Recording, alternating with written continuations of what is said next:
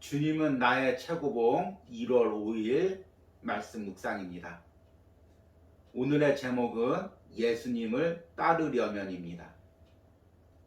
오늘의 말씀 읽겠습니다. 시몬 베드로가 이르되 주여 어디로 가시나이까? 예수께서 대답하시되 내가 가는 곳에 내가 지금은 따라올 수 없으나 후에는 따라오리라.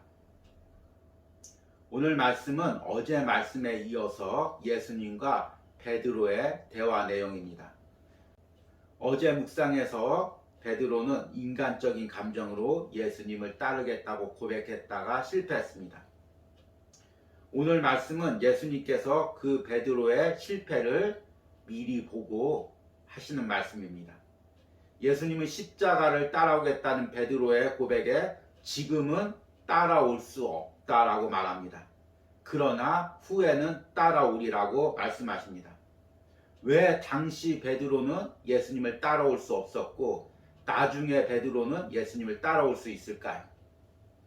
그 사이에 베드로에게 어떤 변화가 있을까요? 바꾸어 적용해서 지금 나는 왜 예수님을 따라갈 수가 없을까요? 그리고 내가 무엇이 변화되어야 예수님을 따라갈 수 있을까요? 오늘 오스왈드 캔버스의 그 묵상 속에서 그 답을 찾아보시기 바랍니다. 오늘의 묵상을 읽겠습니다. 이 말씀을 하시고 베드로에게 이르시되 나를 따르라 하시니 3년 전에도 예수께서 이 말씀을 하셨습니다. 나를 따라오라. 이때 베드로는 예수님을 쉽게 따라갈 수 있었습니다. 예수 그리스도의 매력이 그를 사로잡았기 때문입니다. 이때 베드로가 주를 따르는데 성령의 도움은 필요하지 않았습니다. 그 베드로는 예수님을 부인하게 되었고 그의 마음은 찢겨졌습니다. 그가 성령을 받은 후 예수님은 다시 말씀하십니다. 나를 따라오라. 이제 베드로 앞에는 주 예수 그리스도 외에는 아무도 보이지 않았습니다. 처음 따라오라는 말은 신비한 의미가 담겨 있지 않는 단순한 외적 부르심이었습니다. 그러나 지금 따라오라는 말씀에는 자신의 자아를 죽여야 하는 내적 순교의 의미가 있습니다. 이 두 부름 사이에는 베드로가 저주 및 맹세로 예수 그리스도를 부인하는 사건이 있었습니다. 이 사건으로 베드로는 결국 자신에 대해 포기하게 되었고 자신 안에는 의지할 것이 없음을 발견했습니다. 그리고 절망 가운데서 부활하신 주로부터 능력을 받기에 합당한 상태가 되었습니다. 그들을 향하여 숨을 내쉬며 이르시되 성령을 받으라. 예수님께서 당신 안에 어떤 변화를 만드시든 결코 변화 자체를 의지하지 말고 오직 한 분 주 예수 그리스도 그리고 그분이 보내신 성령님만 의지하십시오. 우리의 모든 맹세와 결심은 결국 실패하게 됩니다. 왜냐하면 우리에게는 그것을 수행할 만한 능력이 없기 때문입니다. 생각에 그치지 않고 실제로 우리 자신을 포기할 때 우리는 성령을 받을 수 있게 됩니다. 성령을 받으라. 이는 성령께서 외부에서 들어오신다는 뜻입니다. 성령이 우리 안에 오신 이후로 우리 인생에는 오직 한 가지 지표가 생깁니다. 바로 주 예수 그리스도입니다. 예수님은 처음 갈릴리에서 어부인 베드로를 불렀습니다. 그리고 베드로는 쉽게 예수님을 따라갔습니다. 그리고 후에 예수님이 십자가에 죽으시고 부활하신 후에 예수님은 다시금 갈릴리로 베드로를 찾아오셨습니다. 그리고 베드로를 다시 불렀습니다. 그때도 베드로는 예수님을 따라갔습니다.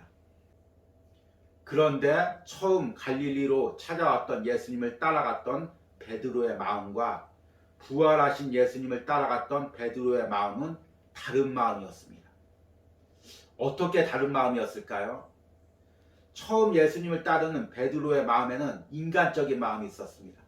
내가 예수님을 따라가면 내가 세상에서 성공도 하고 높임도 받을 수 있겠구나라는 마음이 있었습니다. 그러나 부활하신 예수님을 만난 후에는 세상 자랑도 세상 성공도 나의 욕망도 다 내려놓고 오직 예수님만 바라보고 따라갔습니다. 베드로의 이 두 고백 사이에 어떤 사건이 있었을까요? 바로 예수님의 십자가 사건이 있었습니다. 베드로는 예수님의 십자가 앞에서 철저히 실패를 경험했습니다.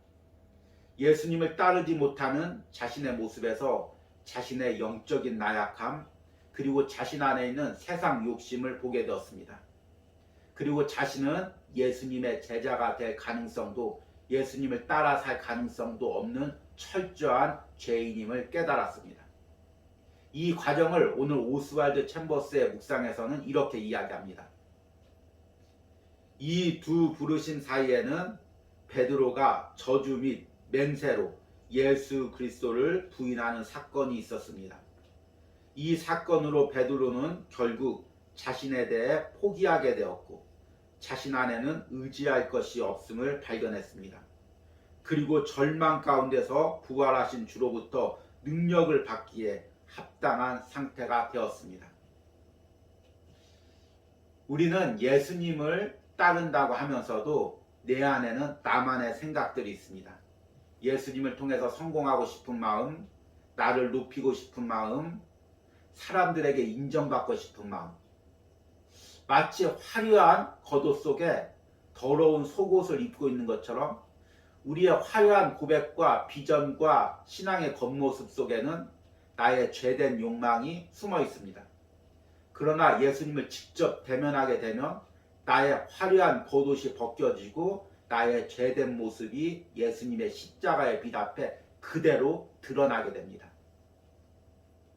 이것이 바로 성령의 역사이고 내 자아와 욕심이 깨어지는 순간입니다. 사실 우리는 이 변화가 두렵습니다. 내 안에 있는 숨은 욕망이 드러나는 것이 부끄럽습니다. 그래서 더욱더 화려한 비전으로 또는 화려한 언변으로 나를 포장하고 내 신앙을 포장합니다. 그러나 자신의 죄성이 드러나고 십자가 앞에서 성령으로 꼬꾸러진 사람만이 예수님을 따를 수가 있고 예수님의 비전을 행할 수가 있습니다. 오늘도 십자가 앞에서 나를 보시기 바랍니다.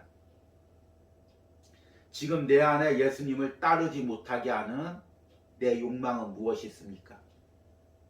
내가 예수님을 따른다고 말하면서도 내 안에 가지고 있는 욕심들은 무엇이 있습니까? 이것을 드러낼 수 있는 사람만이 진정으로 변화될 수 있고 예수님의 제자가 될 수 있습니다. 우리 오늘 적용 질문 드리겠습니다. 십자가의 빛이 나를 조명할 때 내 안에 드러나는 죄성은 무엇입니까? 내가 주의 일을 한다고 하면서도 내 안에 가지고 있는 숨은 욕망들은 무엇입니까? 이것들 예수님 앞에 조용히 고백하는 시간을 가지시기 바랍니다. 기도하시겠습니다. 주님, 오늘 베드로의 모습에서 내 모습을 봅니다. 예수님을 따르겠다고 말은 하지만 내가 따르는 것이 예수님의 십자가가 아니라 내 안에 있는 욕망들이었음을 보게 됩니다. 예수님께서 이런 내 모습을 들춰내실 때마다 부끄러워서 숨었던 나의 연약함들을 고백합니다. 이제 내가 예수 그리스도의 십자가 앞에 벌거벗은 모습으로 섭니다. 내 안에 있는 모든 죄성과 욕망을 십자가에 못 박습니다. 베드로를 변화시켰던 성령의 역사가 오늘 내 심령 안에서 일어나게 하여 주시옵소서. 예수님의 이름으로 기도했습니다. 아멘.